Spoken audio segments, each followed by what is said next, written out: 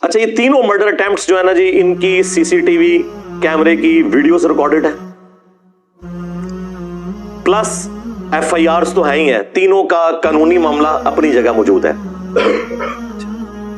इसके बावजूद जो लोग इतने शौक से आते हैं, सो कॉल्ड आशिकाने फिरका, ये आशिकाने फिरका है, उस वक्त इनकी तहरीरें पढ़े तो मैं फांसी के फंदे को चूम लूंगा। हाँ, नामों के साथ खुद लिखा हुआ है गाजी और शहीद, और हालत यह है कि जब पकड़े जाते हैं चीखें मारते हैं, माफिया मांगते हैं। तो मेरे ऊपर तो इनका इश्क खुल चुका है, आपके ऊपर खुला हो या ना खुला हो। मेरे ऊपर तो खैर पहले ही खुला हुआ था, लेकिन मैंने तो रियल टाइम वो चीजें देख ली है ना। जिस तरह पॉलिटिकल लीडर्स की जब तक लीक सामने ना आए तो आपको सारे सच्चे खरे ईमानदार नजर आते हैं, और जब लीक्स आती हैं कहते हैं मुफ्ती साहब भी।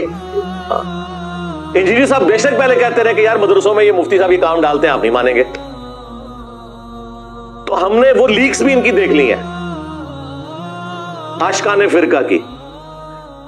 सबसे बड़ी बात कि अगर तुम ये सवाब समझ के काम कर रहे हो तो जमानत के लिए क्यों अप्लाई करते हो? जाओ फंदा चूमो। और जमानत की बुनियाद इस पे होती है कि सेहते जुर्म से इनकार, कि मैंने ये काम किए ही नहीं। वाह वाह, मंजी ठुकवाई जे अपने फिरके दी, तिन्ना बंदिया ने, तीनों ने सेहते जुर्म से इनकार किया कि हमने ये किए ही नहीं है। और सैकड़ों लोगों की मौजूदगी में सब कुछ हुआ, इनकार। उससे बढ़कर वीडियो मौजूद, इनकार। वैसे वीडियोस हमारे पास है, मैंने किसी को दी भी नहीं वो, वरना अभी तक मार्केट में आ जाती, क्योंकि फिर पैनिक फैल जाता है, इसलिए फायदा नहीं है कि मैं। अलबत्ता ये जो इसका कन्फेशन है वीडियो के अंदर, वो हम इंशाल्लाह जितना जरूरी समझेंगे वो अटैच कर देंगे, ताकि जो बाकी आशिकाने फिरका है ना, उनके लिए इबरत का निशान हो कि ये आपके गाजियों और शहीदों का अंजाम ये होता है। अभी तो मैं आपको नाम लिए बगैर बताता हूं कि पाकिस्तान बनने से लेकर अभी तक जितने गाजी शहीद है ना इनके, आपको पता चल गया मैं किन की बात करूं। सारों ने रहम की अपीलें की हुई हैं वक्त के हुक्मरानों के आगे, और आपको ये कहानियां कराई हैं कि फंदा चूम लिया था, और डॉक्यूमेंटेड है ये। बस जाहिर है अल्लाह के बंदो, अगर 1000 साल पुराने बाबे अपने कलमे पढ़वाने वाले निकल आए हैं, तो शाही कोई नहीं, ये तो उन्होंने मनने वाले ने, तो ये भी उतने ही गए गुजरे होंगे जितने वो पुराने थे। तो इसलिए कोई हैरान कुन बात तो नहीं है, यही कुछ है।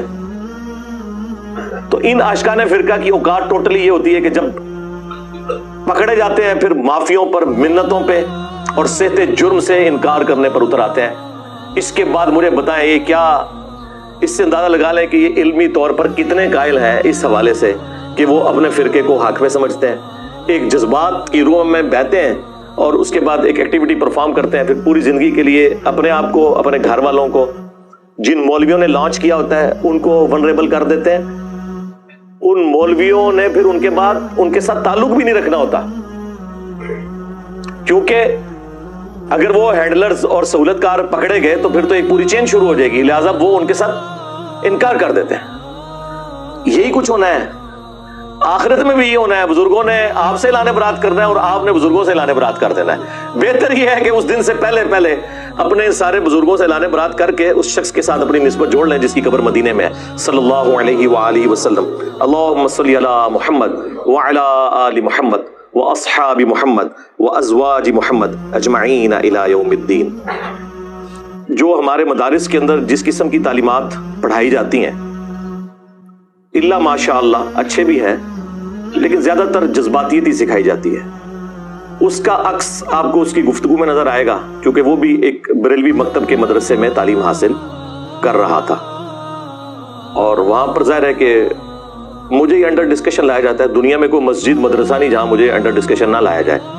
जाहिर है जब सदियों की एम्पायर्स उखड़ गई हो तो मुझे ही डिस्कस करना चाहिए। अब इवन इन्होंने आपस में भी एक दूसरे को डिस्कस करना छोड़ दिया है, मुझे ही अंडर डिस्कशन लाए हुए हैं। अच्छी बात है, हमें तो इससे कोई मसला नहीं है। हम तो कहते हैं हर गली में, हर मस्जिद में, हर जुम्मे के खुतबे में हमें डिस्कस करें, ताकि अगर कोई इक्का दुक्का बंदे बच गए हैं तो उन्हें भी पता चल जाए।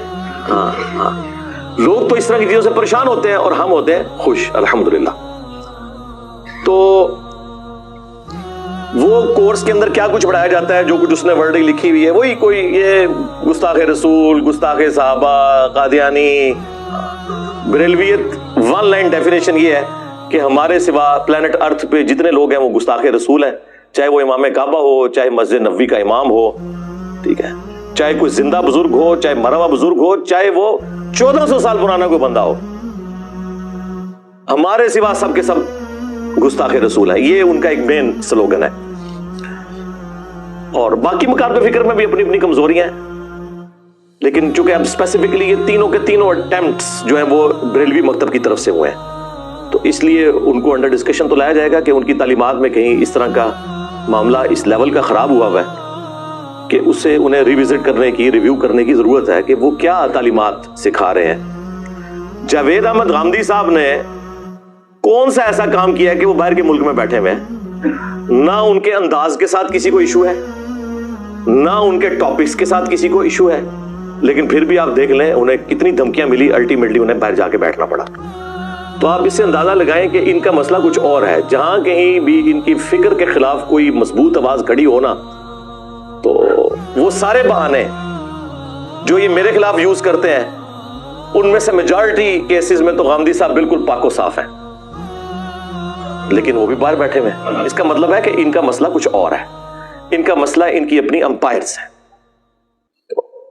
اس طرح کی تحریریں لکھوانا اسٹوڈنٹس کو اور انہیں موٹیویٹ کرنا کہ تم اس طرح کی ایکٹیویٹیز پرفارم کرو, یہ ان لوگوں کی شکست کا اعلان ہے کہ ہمارے پاس علمی دلائل تو ختم ہو گئے ہیں, ہمارے پلے کوئی شے نہیں رہی ہے, لہٰذا اب ہم نے ایکسٹرا جوڈیشل ایکٹیویٹی پرفارم کر کے اپنے مقاصد کو حاصل کرنا ہے, کیونکہ ہمارے پاس قرآن و سنت کے دلائل ختم ہو چکے ہیں. اور یہی ان کا سب سے بڑا ایک سمجھ لیں دکھ ہے, غم ہے, جو قیامت کی صبح تک ان کے ساتھ رہے گا, ان کی قبر تک ان کا پیچھا کرے گا کہ ہمارے سارے بزرگ کیسے غلط نکل آئے اس سلیبس کی روشنی میں جو سلیبس ہم خود پڑھایا کرتے تھے. لیکن صرف مسئلہ یہ تھا کہ وہ سلیکٹو پڑھایا کرتے تھے, کانٹ چھانٹ کے پڑھایا کرتے تھے, مرضی کی آیات, مرضی کی احادیث اور ان کا مفہوم بھی اپنی مرضی کا بیان کر کے پیش کرتے تھے. اگر ہم نے اپنی طرف سے کوئی کتاب لکھی ہوتی, کوئی سلیبس لکھا ہوتا, پھر تو پریشانی کوئی نہیں تھی ان کے لیے. پریشانی ان کے لیے یہ ہے کہ کتابیں ہماری, قرآن ہو, بخاری ہو, مسلم ہو, ترجمے ہمارے, علماء ہمارے جنہوں نے اس کے اوپر ایفرٹ پٹ کی ہے, اور باتیں ساری انجینئر صاحب کی نکل رہی ہیں اور ہماری ساری باتیں غلط نکل رہی ہیں. یعنی اگر آپ مجھ سے پوچھیں نا, تو سوائے اس بات کے کہ اللہ ایک ہے, نبی صلی اللہ علیہ وآلہ وسلم آخری پیغمبر ہے, اور قرآن محفوظ ہے, ان تین باتوں کے علاوہ اللہ کے فضل سے تقریباً ساری باتیں ہی سارے فرقوں کی غلط ہیں کسی نہ کسی درجے میں. آپ ان کو ڈیپ ڈگ کرنا شروع کر دیں تو بس موٹو اس لیے لوگ کہتے ہیں انجینئر صاحب اختلافات, بھائی مجھے بتائیں اتفاق ہے کس بات کے اوپر ہے؟ ساری کی ساری باتیں ہی اختلافی ہیں, تو اختلافات تو ڈسکس ہوں گے, یہ کام تو کسی نے کرنا ہے. اور دنیا میں چینج آپ دیکھ رہے ہیں کہ اسی وجہ سے آئی ہے, اللہ کے فضل سے. جو صدیوں سے کوششیں ہو رہی تھی اتحاد امت کی, وہ نہیں ہو سکی. اس پلیٹ فارم کی برکت سے ایسا اتحاد امت ہوا ہے کہ سارے فرقے, ان کی پبلک اپنے فرقوں اور بزرگوں کو چھوڑ کر نبی الاسلام کے ساتھ اٹیچ ہو گئے, اور جو مخالفین تھے وہ آپس میں اکٹھے ہو گئے, دونوں طرف اتحاد امت ہو گیا. ایسا اتحاد امت کبھی تاریخ نے دیکھا تھا؟ کبھی بھی نہیں. تو یہ اللہ تعالیٰ کی بڑی خاص کرم نوازی ہے اس حوالے سے, اس میں ہم اللہ ہی کا شکر ادا کرتے ہیں. سبحان اللہ والحمد للہ ولا الہ الا اللہ واللہ اکبر ولا حول ولا قوة الا باللہ العلی العظیم. اللہم صلی علی محمد وعلی آل محمد. آمین. تمام فرقے آپس کے اختلافات کو چھوڑ کر میرے خلاف کلپ بنا رہے ہیں. چلیں ہم اس کلپ کو درست بھی سمجھ لیتے ہیں.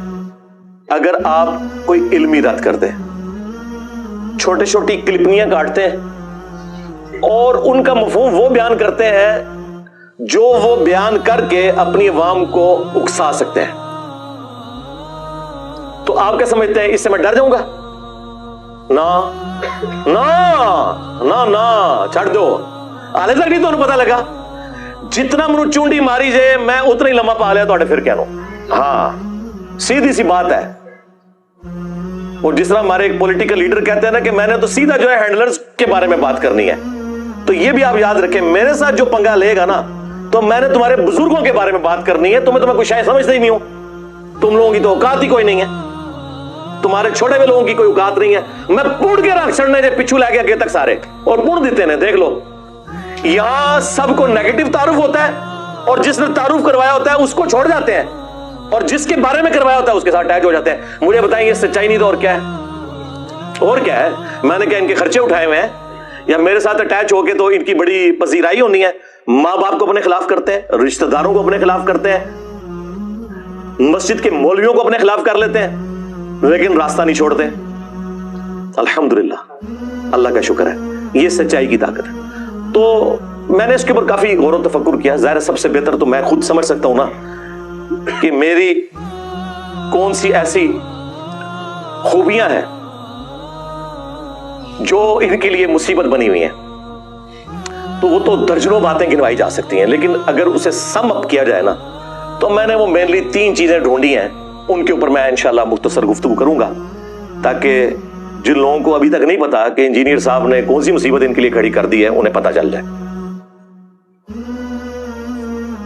پہلی جو آپ سمجھ لیں میرا مقدس جرم ہے کہ میں تمام مسلمان فرقوں کو مسلمان سمجھتا ہوں. یہ سب سے بڑا میرا جرم ہے، اس لیے کہ یہ نہیں سمجھتے. اب اس کے اوپر میں تفصیلی گفتگو بعد میں کروں گا. دوسرا جرم ہے کہ میں فرقہ بنانے، مدرسہ بنانے، جماعت بنانے، چندہ بک لانچ کرنے کے خلاف ہوں. اب یہ ساری کی ساری باتیں انہیں سوٹ نہیں کرتی کیونکہ ان سب کی دمیں کٹی ہوئی ہیں.